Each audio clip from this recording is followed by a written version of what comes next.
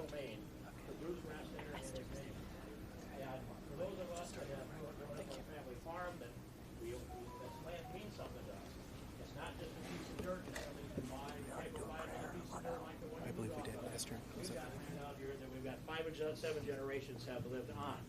And so I just entreat you to listen carefully to Vivek. We're going to protect these property rights. We're going to protect our Constitution. We're going to send a strong voice of a true conservative, principled conservative, to Washington, D.C. to do this all over again like we did in 2016. And I believe that person is Vivek Ramaswamy. Thank you. Thank you. I appreciate it. Thank you. Yes, sir. Thank you. Thank you all. It's great to be here with you. And you know what? If a little snow is going to throw you off, you're not ready for Xi Jinping. That's what I would say. So we're glad to be back here and to have an open conversation. We don't do that enough in this country anymore. We have a culture of fear that has spread across this country like an epidemic. Fear of losing your jobs, fear of your kids getting a bad grade in school, fear of becoming an outcast in your own community. And that culture of fear has totally replaced our culture of free speech in America.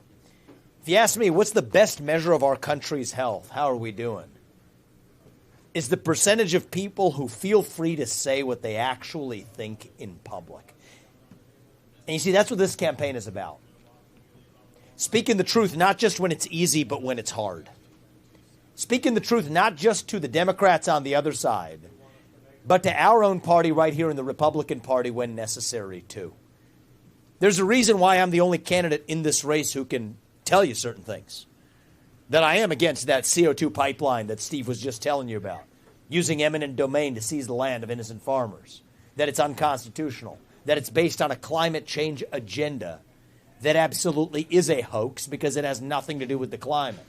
To tell you that I am against the special liability exemptions for vaccine manufacturers who deserve to be held accountable for any injuries they've caused. That's crony capitalism, and I'm against it.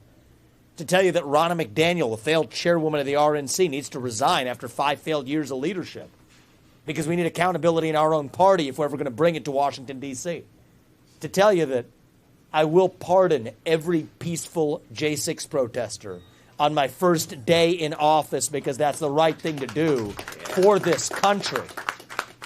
And I want you to ask yourselves, why am I the only candidate who can tell you these things? It's because our politics is corrupt today. Every politician is dancing to the tune of their biggest donor. The people who favor the CO2 pipeline, the people who favor protecting vaccine manufacturers, the people who are engaging in electric vehicle subsidies, doesn't matter what it is. Every politician anymore is dancing to the tune of their puppet masters in the donor class. In my case, that biggest donor is me. I don't report to them. I report to you, the citizens of this country, not another one. I'd rather speak the truth and lose some election than to win by playing some fake game of political snakes and ladders. But my bet is that's going to be the winning strategy, including starting right here at the Iowa caucus. I think we're going to win the Iowa caucus. I think we're going to shock the world because many of our supporters have not been polled and they're first-time caucus goers. If I win the Iowa caucus, I'm your next president. And if I'm your next president, we finally get in there and actually shut down that deep state. And if there's 2 things I do for you as your next president, it's these 2 things. First is the people who we elect to run the government. They will once again be the ones who actually run the government, not the shadow government and the deep state that's running the show today. You want to drain that swamp? Here's how we're going to do it. I will fire 75% of federal bureaucrats starting on my first day in office. That is how you drain the swamp. You want to actually shut down government agencies that don't exist? We'll go one by one. FBI, ATF, CDC, U.S. Department of Education. We're not just tinkering around the edges anymore. We will get in there and shut them down. I'm not going to use last year's budget as the baseline. Try to massage it around the edges. It's based on the prior year's budget, which is based on the years before that, all of which are corrupt and broken. We're going to start with 0 as the baseline. That's how you fight the national debt. That's how you address the $34 trillion national debt crisis so that your generation doesn't have $200,000 of debt on your shoulders that you didn't sign up for. That's my obligation to your generation. That's the first thing I'm going to do. The people we elect to run the government will once again be the ones who actually run the government. And number two, the moral duty of those leaders, including me as your next president, is to the citizens of this nation, not another one. America first doesn't come with an asterisk. I'm not going to send $200 billion of our own hard-earned money so some Ukrainian kleptocrat can buy a bigger house, which is what's happening today. You want to get serious? Here's how we're going to do it. We're going to use our own military to protect our own borders in this country, southern border and northern border too. On day one, I will use our own military to seal our borders in this country. We will end, thank you. Day one when I take office, we're going to end birthright citizenship for the kids of illegals who should not be in this country in the first place. It doesn't apply to them.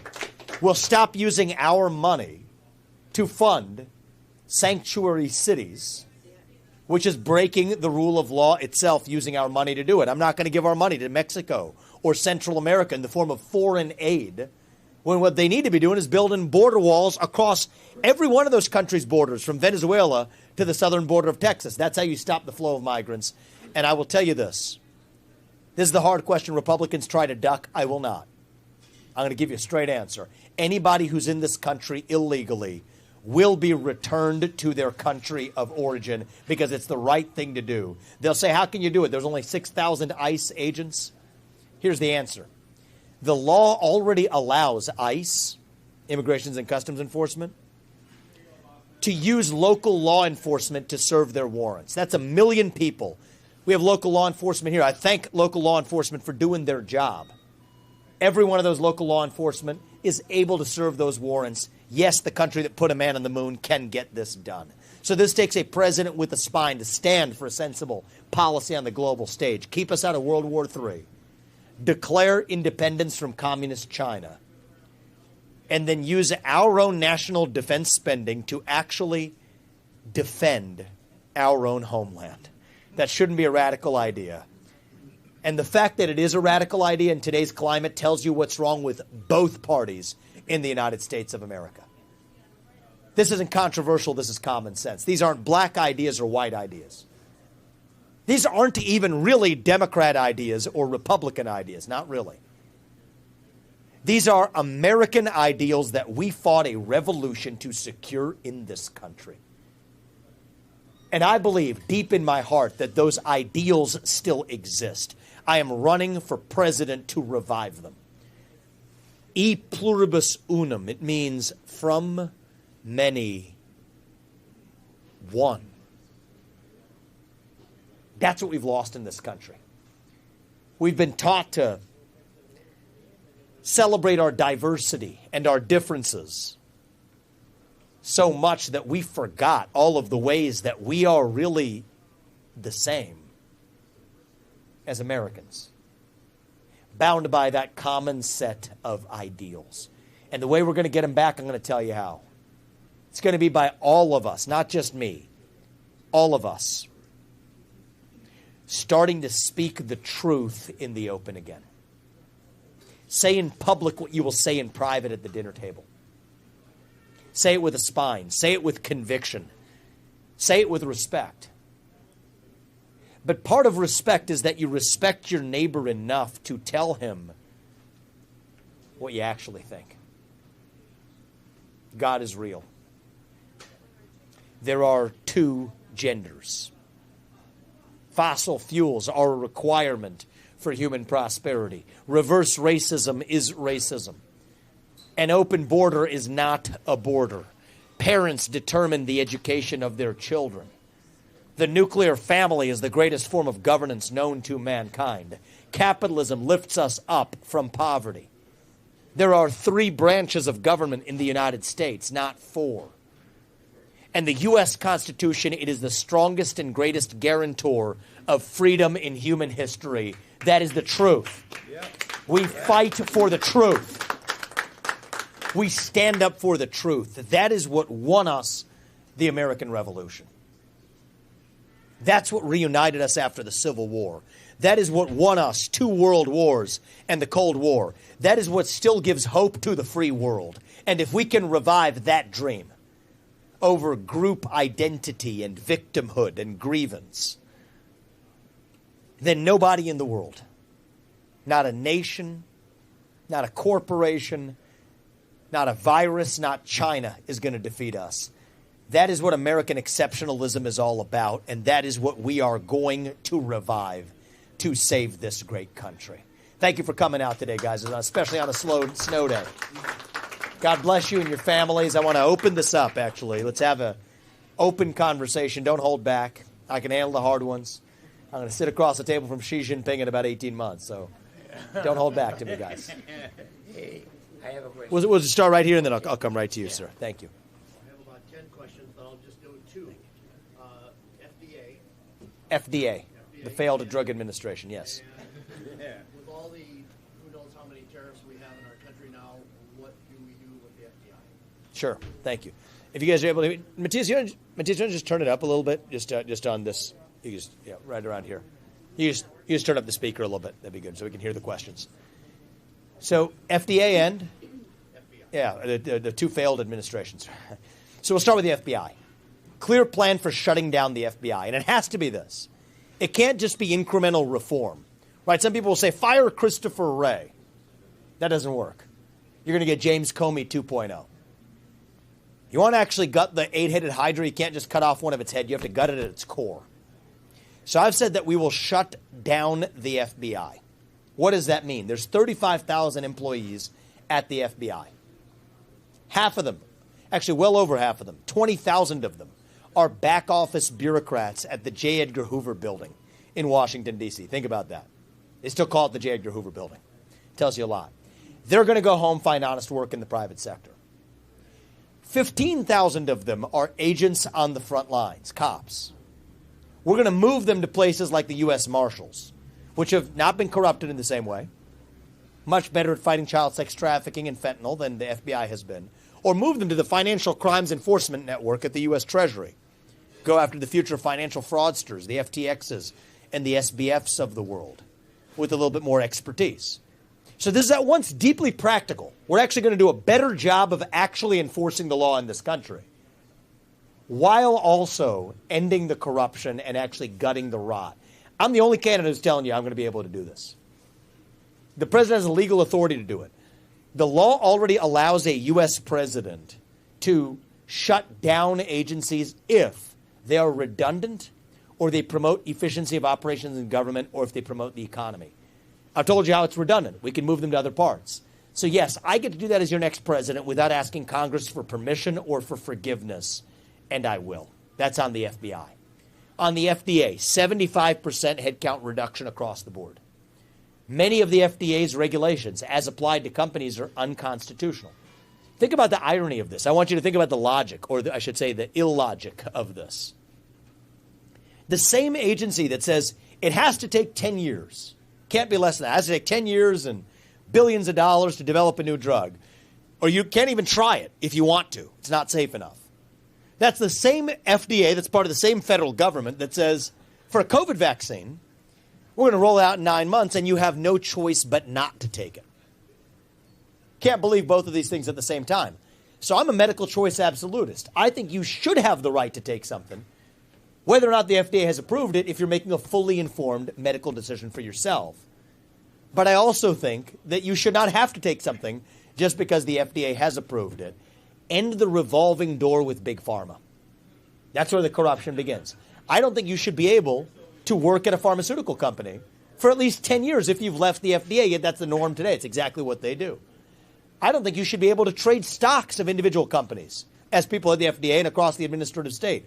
I personally think if you're in Congress or working in the federal government, you should not trade individual stocks. You shouldn't be able to lobby the government for at least 10 years until after you've left that government. So this isn't too much to ask.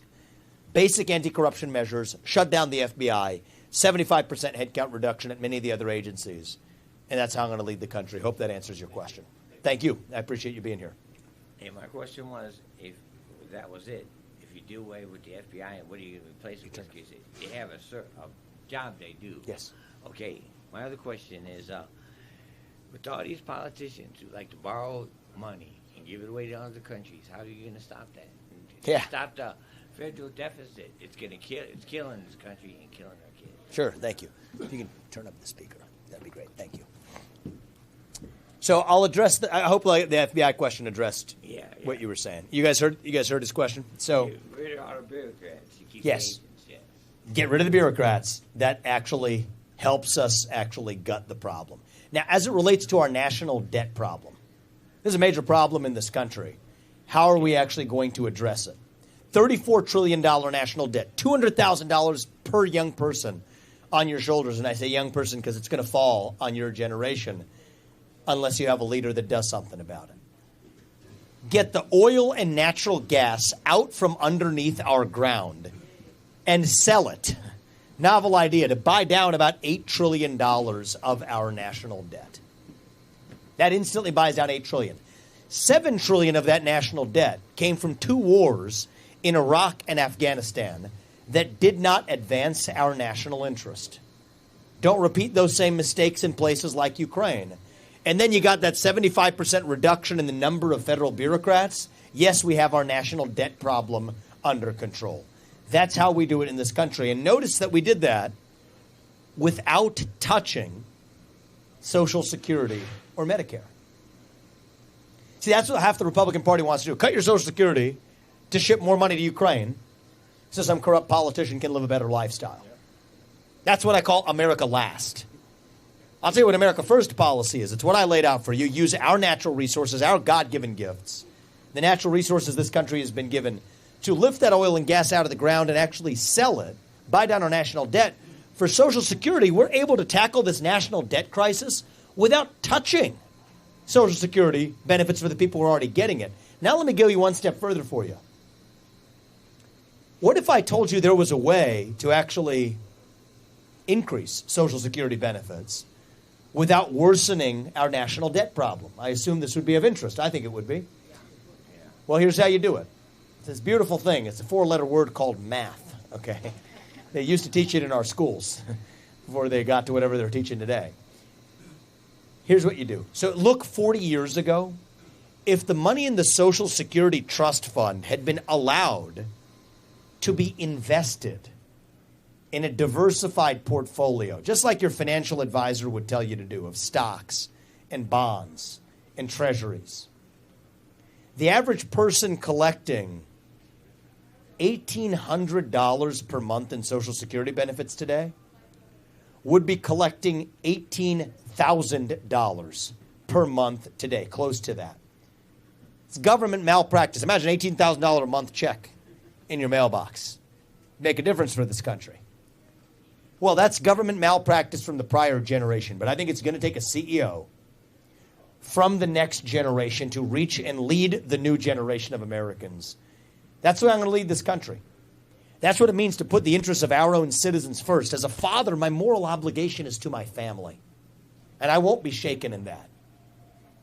As your next president, my moral obligation is to you, the citizens of this country, not another one. And I think we deserve a president who actually lives and embodies that obligation to our Constitution for the citizens of this country. That's how we'll tackle our national debt. That's how we're going to take down a lot of that deep state. Thank you very much. I appreciate it. Right there, sir. Thank you. Okay. You talked about Ukraine. Yep. Are you just talking about cold turkey cutting all ties or all financial responsibility too? How do you approach that? Because obviously there is some interest in keeping Russia at arm's length. Yeah. So actually, here's the interest we have most. What's your name, sir? Wayne. You invited me to go a little deeper. I'll go deeper. Because it's important, though. You ask an important question.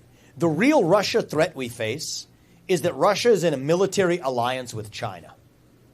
Those two countries are allied militarily. And so our funding of Ukraine, it's not just the money that we sent. And I know that's what I talked about, so it's a fair question for you to ask. That's actually not even the worst of it. It's bad enough. We should be using those resources to protect our own border in this country. But it's one step worse than that. Far worse than that. We're driving Russia further into China's hands, strengthening the military alliance between those two countries.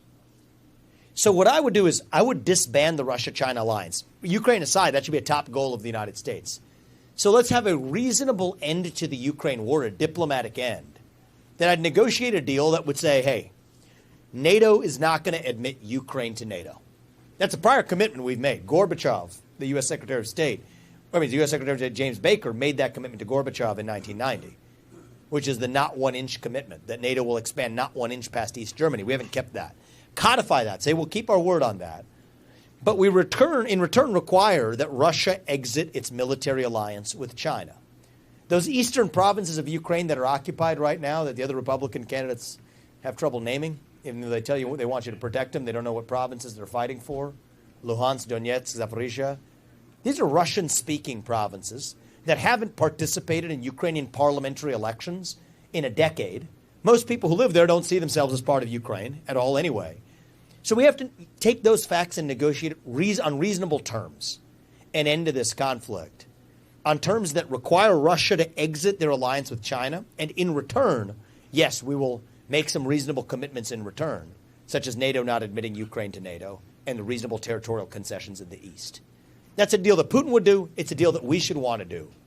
That's in our best interest. I think it's arguably in Ukraine's best interest.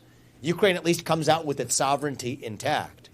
And it's a deal that Putin would do because right now there's kinks in the armor of that China relationship. Now we're getting into a level of detail I wouldn't usually get into, but if you look closely, Putin is sending weapons to India and to Vietnam after he meets with Xi Jinping. He's sending a signal. He doesn't enjoy being the little brother in that relationship. China wants to complete a railroad in northeast China all the way to the ocean. Russia's not letting him because their land stands in the way. So this is our moment to step up and take advantage of that. If we had the spine to actually say what advances our long-run strategy as Americans. Disband the Russia-China alliance. That's the number one way we avoid World War III. And I have two obligations to the next generation of Americans. One is to make sure they don't grow up with a crippling national debt on their shoulders. And the second is that they don't have somebody else's gun on their shoulders in somebody else's trench fighting World War III at a moment when we're closer to World War III than we've ever been. So yes, I'll keep us out of World War III with a reasonable deal. I'll declare independence from China. That's our major reason we're scared of China, is we depend on them for our pharmaceuticals. We even depend on China for our own military equipment, actually. We depend on them for the electronics, the shoes on our feet, the phones in our pockets. That ends on my watch. Bring that production to the United States and secondarily to our allies. And then use our own national defense spending. Let's not forget this, you all. We are more vulnerable here in our homeland than we've ever been to cyber attacks, super EMP, electromagnetic pulse attacks. Those may sound like mumbo jumbo and things that, are somebody else's problem. No, that's our problem right here. Our adversaries could take out our electric grid in a matter of days. Half this country could die in 6 months if that actually happens.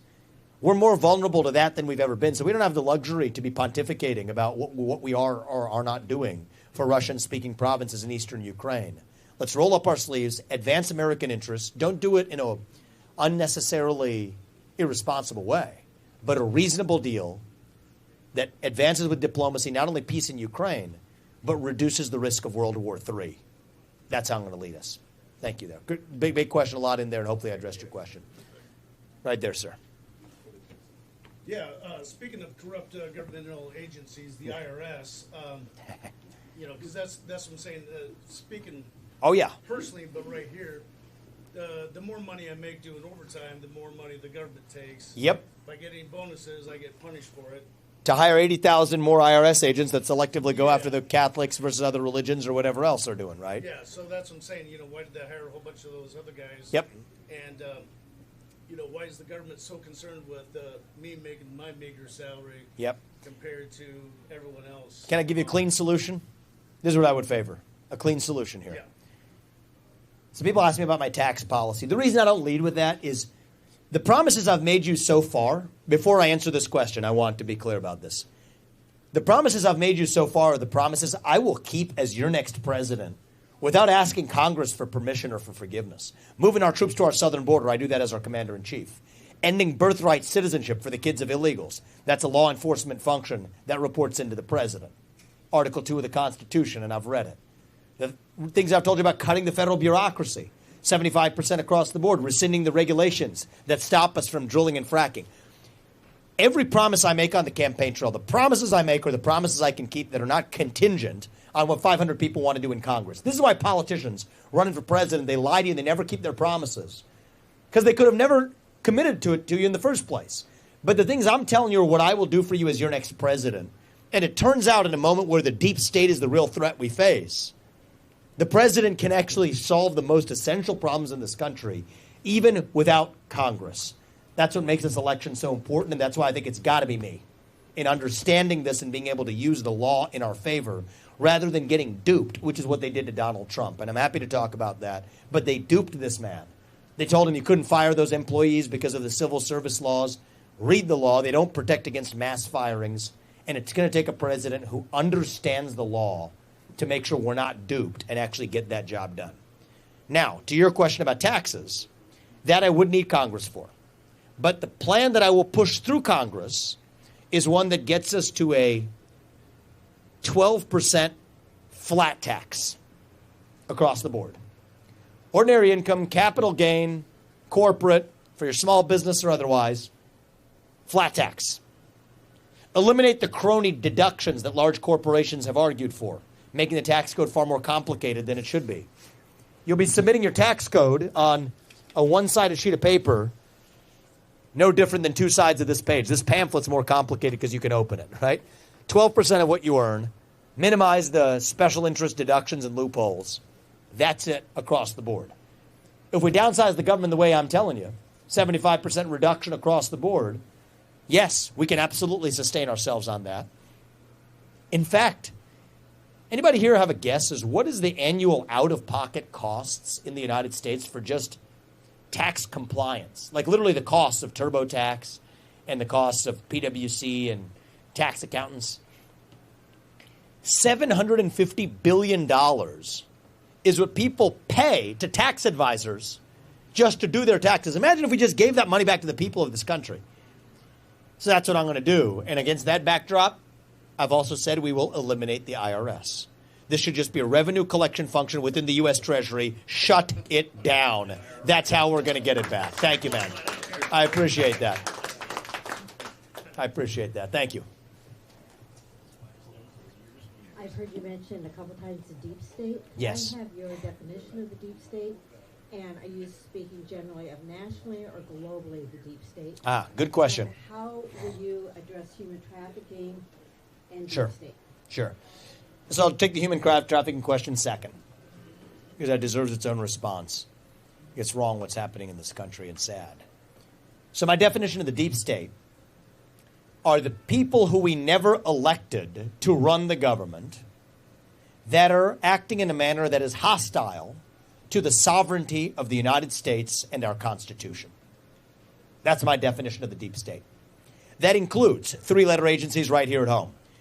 FBI, ATF, CDC, FDA, SEC, IRS, TSA, FTC, God knows what, the alphabet soup in Washington, D.C. I'm going to implement term limits. If I can't work for you all for more than 8 years, neither should any of those federal bureaucrats reporting into me either. 8-year term limits for the bureaucracy instead of civil service protections. That's how you get it done. First term, 75% mass firing, done. Not individual. Now, I'm not bringing a chisel. I'm bringing a chainsaw. That's what it's going to take. I mean, Donald Trump, he rolled this log over. He talked about it, and we saw what crawled out. And I'm grateful to him for beginning to expose the problem. I'm bringing the pesticide. That's the way I look at this for the deep state at home. It's not limited to just domestic institutions. It's a transnational phenomenon. The three-letter agencies continue. WHO, WEF, UN. We should stop funding institutions that are hostile to our own sovereignty in the United States of America. If the UN, the Human Rights Council, now includes the rights of the likes of Iran and Venezuela and North Korea, that doesn't make any sense. You have institutions like the WHO that are trying to implement global standards for our own vaccine utilization for COVID-19 or otherwise. We will stop funding institutions that are hostile to our own sovereignty. I mean, we're in the middle of a war in this country. And so your question, when you asked about the international dimension of it, tells me you have deeper instincts than most of the people who actually even get anywhere near politics today, even in the Republican Party. We're in the middle of a war in this country. I don't use that word lightly. It's not a war between black and white. It's not even really a war between Democrat and Republican. In some sense, the Republican Party is often operating as a wholly owned subsidiary of the Democratic Party. Yes. Look at the carbon capture pipeline. Look at the way in which you got people who want a central bank digital currency in both parties. You've got people running for U.S. president, Nikki Haley or others like her, that say the government needs to tie your driver's license to your social media accounts, right? Creating an Orwellian nightmare. The divide in this country is between those of us who love the United States of America and our founding ideals and a fringe minority who hates this country and what we stand for. It is between the permanent state and the everyday citizen, between the Great Reset and the Great Uprising. That's the real divide in this country. And I think now more than ever, we need a commander-in-chief who will lead us to victory in this war. I think it's going to take somebody coming from the outside, somebody who isn't captured by those same special interests. And I believe now more than ever, somebody with fresh legs to reach and lead the new generation of Americans. And we're not working with a lot of time. If the interest payments on our national debt become the largest line item in our federal budget, we don't have a country left. I think we're done. That's the ball game. If my kids are in high school, I'm a father of 2 sons. If they're in high school before we get this right, I don't think we have a country left. That's what pulls me into this race. And I worry that permanent state has actually laid a trap for us here, actually. If I could just ask you out of candor, hopefully you can sense I'm pretty unfiltered. I think that's what we need out of a president. How many of you are inclined towards caucusing towards me right now? A few of you. How many of you are considering Donald Trump right now as well? Good number of you. And how many of you are undecided and haven't really gone? Good. Well, I think one thing I want to tell you is, as it relates to Donald Trump, for those of you here, if you think they're going to let this man get anywhere near the White House again, I want you to open your eyes. I mean, they've laid a trap for us. What makes you think they're not going to come after you? Well, I'll tell you right now. I have a deep. Well, I'm going to finish exactly what I think is playing out right now, because I don't have, not in the middle of. I mean, these are unconstitutional and disgusting prosecutions at the state level and the federal level. Then 2 different states taking them off the ballot. I mean, the list just goes on, right? If you stand for what Donald Trump stands for, let's just say yes. So they're going to come after you. Of course they're going to come. I'm not going to make it as easy for them. The bank he has, you're not going to stand. Well, here's the thing. What's actually going to have. And believe me, I'm not bought and paid for by these politicians. I got the truth and my understanding of the Constitution. They duped this man. And it's wrong what they did, but they said, hey, you can't fire those civil servants, I told you. They said, oh, you can't end birthright citizenship for the kids of illegals. Read the Constitution. They said, oh, you can't deport these illegal migrants. Well, actually, the law already allows you to use local law enforcement. It's going to take an outsider, and I respect him for being one, but it has to be an outsider who knows and deeply understands the law and the Constitution. You want to sue me? Fine, come for me. We'll go to the current Supreme Court. The beauty is I have something he didn't have when he started, which is the current Supreme Court. I give Trump credit for that. They agree with me 6-3 on everything I'm telling you. So it takes somebody who's, yes, coming from the outside with sharp elbows, but also somebody who knows and deeply understands the law and the Constitution in this country. Those 2 things don't usually go together. What makes you think he doesn't? Well, look, I think he got duped. He wanted to drain the swamp. We didn't have mass firings. On day one, I'm telling you what I'm going to do is 75% mass firings. It starts on day one. So no, I'm not going to be duped. I'm bringing in people from the outside. I'm not trusting the establishment class that's already in there. I'm actually, on day one, executive order out of the gate to enforce the Constitution. Nobody born in this country, starting on January 20th, 2025 forward, of somebody who's here illegally, will enjoy citizenship in this country. That stops on day one. I've pushed their people on why he didn't end affirmative action by executive order. They said it was a political hill they didn't want to die on. So, yes, I think it's going to take a businessman. And I've built, and I don't like bragging about my background. I'd rather talk to you about what I'm going to do. But I'm 38 years old. I've built multi-billion-dollar companies in multiple different industries. I built the leading competitor to BlackRock in the anti-ESG space, pushing back against the ESG movement. Crossed over $1 billion in my first year after launching the first fund. But I'm in this to take on the mother of all bureaucracies. And I also think I'm the best chance we have left. All right, we don't have the luxury of time here. The system has made clear last time it won one prosecution to another. They're selling us the rope today that they're going to use to hang us tomorrow. And I need us as a country. We need for ourselves to open our eyes to see it. They've laid a trap. They want this to be a two-horse race between Donald Trump and some other puppet who they can control, eliminate Trump and trot in the puppet. Initially, I thought it was going to be one of the Democrat puppets. I realized actually they're just betting on a Republican puppet. I mean, that's really what's happening right here in this race, hiding in plain sight. Do not fall for their trap. Our America First movement did not start in 2016. It started in 1776. We owe it to our founding fathers, to this country, to do what's right for this country. Our movement cannot end with Donald Trump. I love the man. I have a good relationship with him. We have great respect for each other.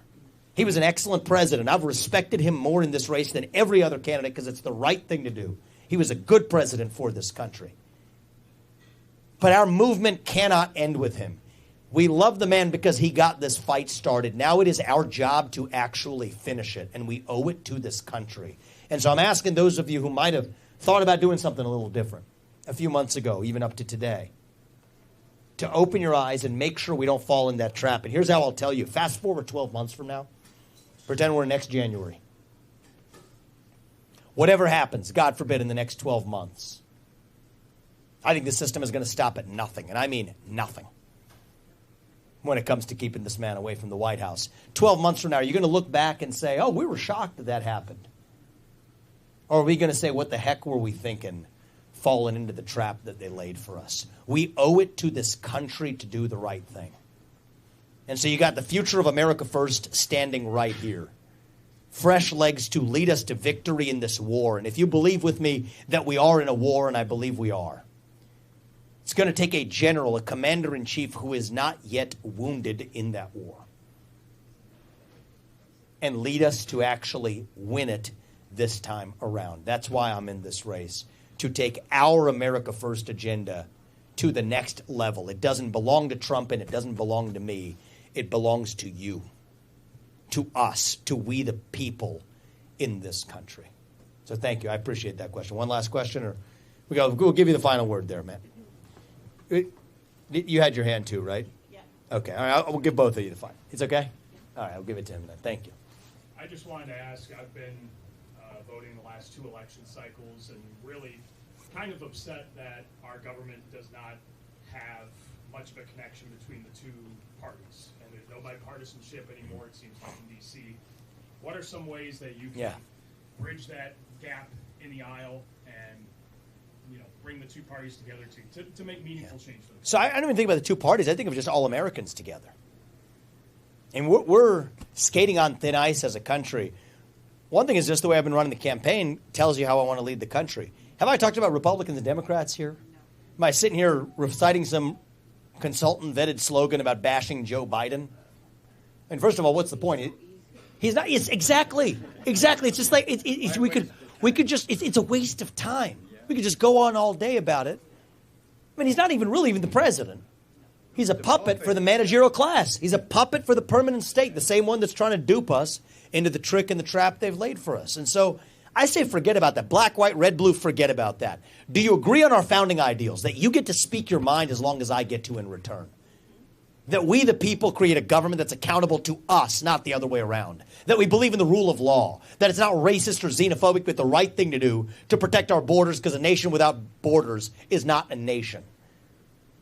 That we shouldn't depend on our enemy for our modern way of life, for God's sake. Do you agree on these basic rules of the road? If you do, we're on the same team. The corporate tax rates, maybe it's 1% higher, 1% lower. Those are details by comparison.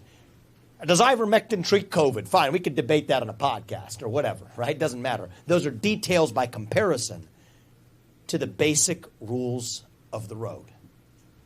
And so, yes, this cannot be another 50.1 election. We're skating on thin ice.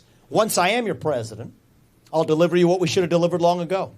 Single-day voting on Election Day as a national holiday with paper ballots, government-issued ID to match the voter file, and English as the sole language that appears on a ballot. That unites the country, having a national language. We're a nation founded on ideals, but we have to communicate those ideals to one another. Otherwise, we're just, what, a bunch of different-looking higher mammals with 2 legs, a bunch of different shades of melanin, walking some geographic space that we call a country, doing what our iPhones told us to do on a given day. That's not a nation. That's not America.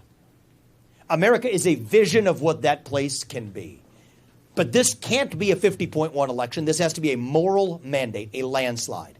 And a landslide minus some shenanigans, and you better get ready for that, is still a victory. That's what it's going to take to reunite this country. I'm using our Republican Party as a vehicle to advance our pro-American agenda. Black or white, man or woman, even to some extent Democrat or Republican, this is deeper than that. E pluribus unum means from many one. Embrace the radical ideas. Those aren't moderate ideas. Those are radical ideals. So I'm not going to unite this country by being a moderate, showing up in the middle, whatever that means, and compromising and singing Kumbaya. No. We will unite this country by being uncompromising about who we are and what we stand for. Our diversity is not our strength. Our strength is what unites us across that diversity. And if we revive that, then we don't have to be this nation in decline anymore. We don't have to be at the end of ancient Rome. I think what George Washington would say if he were alive right now, what he would say is, as a nation right now, we're really a little young, actually. Going through our own version of our adolescence. Figuring out who we're going to be when we grow up. So I'm not going to be the guy who walks in here and tells you that it's morning in America, because it's not. But it can be. I won't tell you the American dream is alive and well. It is not. It is alive and hanging on for life support. But it can be. If you all do your part, and that's what I'm asking you for, I'm asking for your support at the Iowa caucus on January 15th, where every one of your votes counts as the equivalent of 1 million people. That's the impact that it has on deciding the next election. If you all do your part, even if it's a little different than what you might have thought 6 months ago, but do the right thing for our country. If you all do your part, I promise you, my wife Apurva and I and our family, we will do ours to make sure, not in some fake politician way, but in a true way, make sure that our country's best days are actually still ahead of us. That we'll look our kids in the eye and mean it when we tell them you get ahead with your own hard work, your own commitment, your own dedication. And that you know what? You are free to speak your minds at every step of the way. That is the American dream. That is what I'm here to lead us to. And with your help, that's what we're going to revive to save this great country. Thank you for coming today, guys. God bless you and your families in our United States. Sir, I want to give you I'll give you the final word. Thank you. I just want to say thanks for stepping up to the fight, for the truth, because it's got to be heard. Thank you. And another thing, I have a question. Would you have Haley or Trump as your vice president? Haley, no. Trump, yes. I like giving clear answers. And you know what? And I think that's a good role. I've said it. I don't know that Trump would take it. We're all human beings, and we all have egos and everything else that come with it. And not faulting anybody for that. I just think that I have a hard time seeing him accepting that. But you're the 5th person in the last 2 weeks to actually ask me this question at the end of an event. I will take him as my most important advisor regardless, because it's not about Trump and it's not about me. Yeah. It's about this country. And at his stage in his career, in his 80s, what they're doing to him, it's wrong. But I think that I will want that wisdom and experience to help me be the best president that I can. And so you have my commitment. I'll be working with him in some way when I'm your next president to lead this country forward. So thank you for the honesty, guys. Great candor, and I think we're going to do this. Thank you. Let's make it happen. Thank you, guys. God bless you. Thank you. Thank you. Thank you. You might roll me over.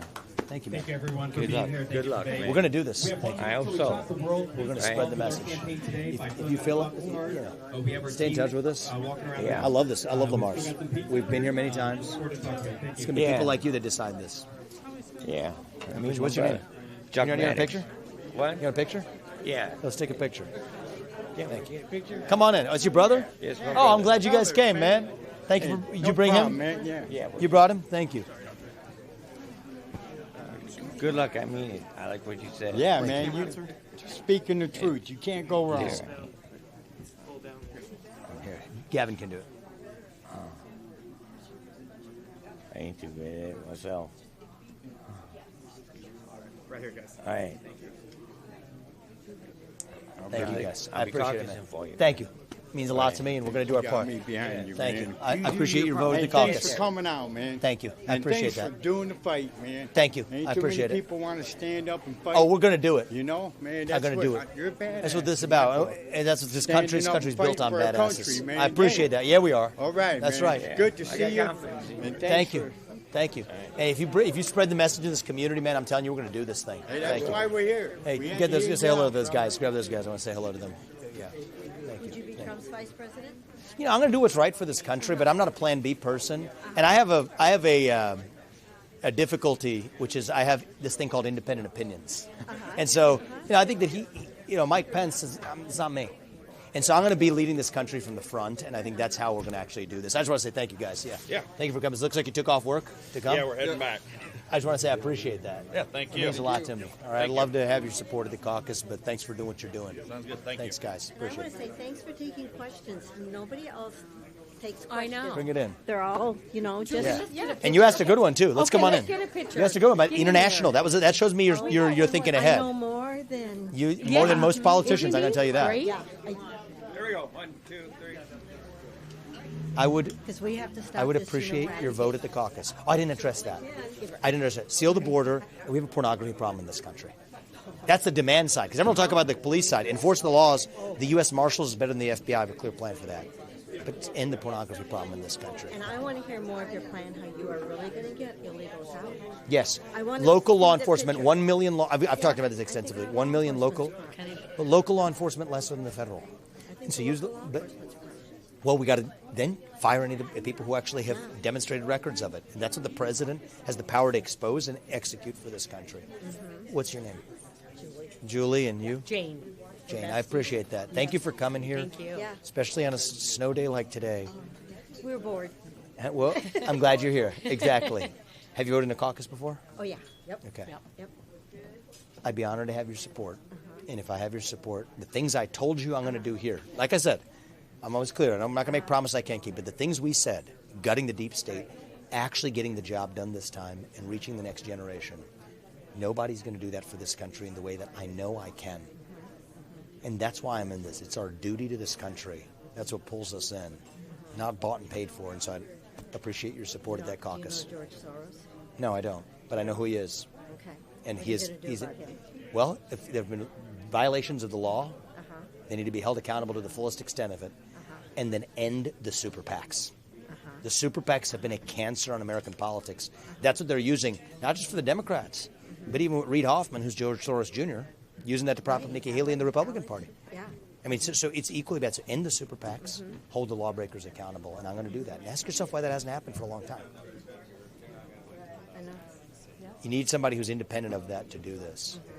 So Okay. Well, thank you. I Now where do appreciate you you. go? Thank Orange you. City? Orange That's, City? I think, next. That's Okay. next. Yeah, thank you. Well, Thank you for and being I here, guys. appreciate you answering, letting us ask questions. Thank you. Yeah. I appreciate that, Yeah. too. Thank you. Take care, guys. Thank you. Hey, guys, thank you for being here. Nice to meet you. Thank you for being here. Thank you for coming. I was gonna ask you one more question. Well, How are you gonna improve what they put into our air and food and yeah. water? End the corruption. It starts with the lobbying.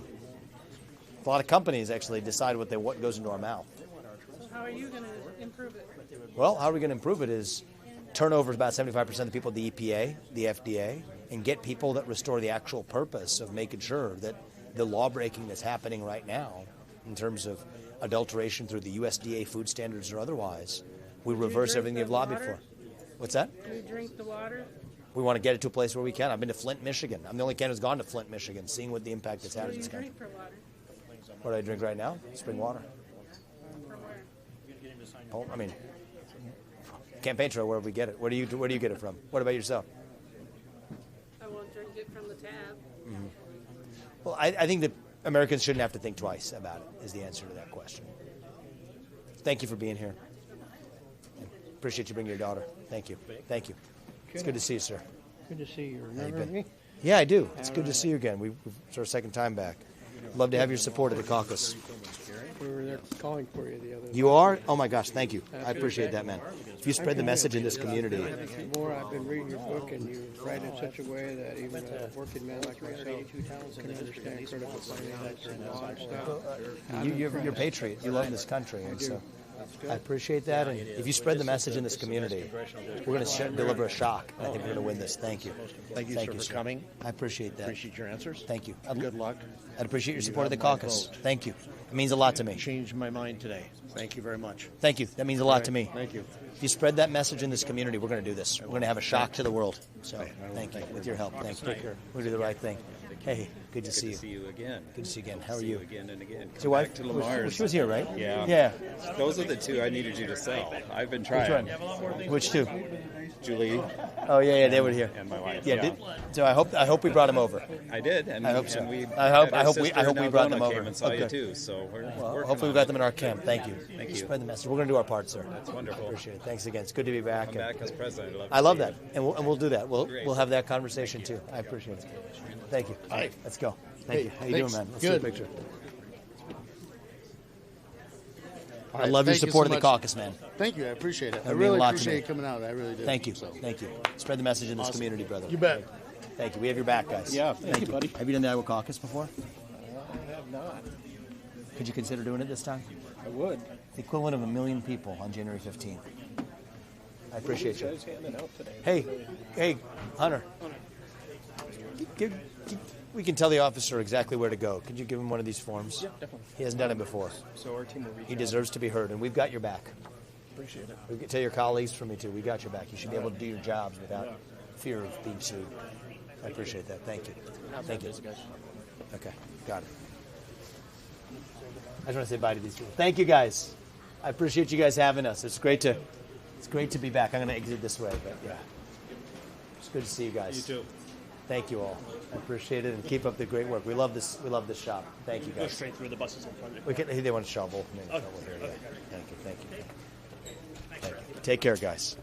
Thank you. Hey, how you doing? Thanks. You too cold? We got another Coke Zero. It's actually surprisingly not as horrendously cold. No, it's not. That's Actually. coming. That's coming. It's coming.